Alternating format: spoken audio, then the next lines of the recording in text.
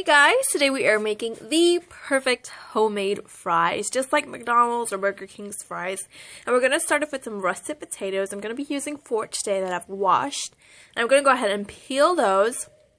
And I'm just going to show you guys how I cut them. I cut the potato in half, then I cut them in half again. And I'm going to take that quarter that I have there and I'm going to cut wedges out of them.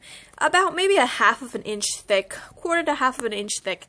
And I'm going to take each wedge and I'm going to cut that into either halves or thirds depending on how big your potato is. Just so we get nice, the size of like fries that you get at like McDonald's or Burger King. Just like so. I'm just going to continue cutting our potatoes up. And believe it or not, one potato is going to give you quite a bit of fries, depending on the size of it as well. This is a small potato, and that was just a quarter of that potato, and I got a good amount of fries there. So I'm going to go ahead and finish just slicing them up. You don't need no fancy equipment for this, just a knife and a steady hand, and you're good. So there's my 4 potatoes, and made quite a lot. So I have about 2 cups or 3 cups of boiling water. It's on a rolling boil, about medium-high heat or so. And this is a small saucepan, so I'm going to add in about maybe 20 to 25 of my cut fries in there. As soon as I add my fries in, the temperature of the water is just going to drop. So it's not going to be boiling anymore. My recipe is we're going to be boiling it as opposed to soaking it in cold water or double frying it. We're boiling it first, and this makes it perfection. Okay, so we're going to let this sit in there, and we're going to wait for it to come up to a rolling boil again. It may take a minute or so, but as soon as it starts to come to a rolling boil, just like so, we're going to let it boil for 2 minutes. Now, it's just going to be partially cooking the fry, so when we do fry it, the inside is going to be really fluffy, and it's not going to be tough, it's just going to be lovely and fluffy. I'm just going to let this boil for 2 minutes, and you can see the starch being removed from the potatoes. This is just such a fantastic recipe, and it's so easy. It's super, super easy. So after 2 minutes, I'm going to remove my fries. Now I'm doing 2 minutes for a small batch. This is about 25 fries or so in a small saucepan. And these are about, medium-sized fries, I would say.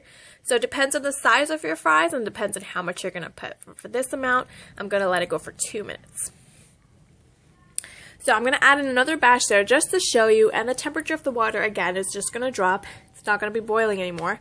We're going to wait for it to come up to a boil and let it boil for 2 minutes. After that, we're going to remove it and place it on a plate lined with napkins or paper towel or something to absorb as much water as it can. It's very important that it absorbs most of the water from the fries. Let it dry for about 25 minutes to 30 minutes before we're going to fry it, because we don't want the water to get in the oil. So in my small saucepan here, I like using a small saucepan so I could use a little bit of oil. I don't like to waste things. I have about maybe an inch of oil or so. I'm going to just use small batches.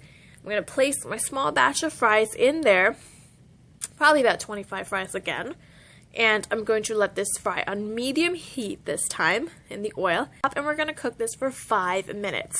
So we're going to put it in the oil. It's going to start frying, and we're going to fry it for 5 minutes until it's a nice golden yellow color. Looking for golden brown. We don't want no burnt fries around here. We want some nice golden yellow in the color and a light crunch on the outside. So 5 minutes. Just place in your fries. Kind of just give it a little, make sure it's not sitting on top of each other so it gets even cooking. And fry it for 5 minutes. So, and that's a small batch. And guys, that is pretty much it. Just take it out and place it on a plate or a baking tray or something lined with paper towels again or napkins so to absorb any excess oil, and season with salt or pepper or seasoned salt, whatever your heart desire. And there you go. The perfect homemade fry. I love this recipe. I find that other recipes, you don't get that fluffiness on the inside, and the outside is usually a little bit burnt if you double fry it or anything like that. But this, you got the perfect color. It's nice and fluffy on the inside because it was partially cooked when we first boiled it. And it's got a light crunch on the outside. So guys, I hope that you all enjoy this recipe. Thank you guys so much for watching, and I'll see you guys next time. Bye-bye!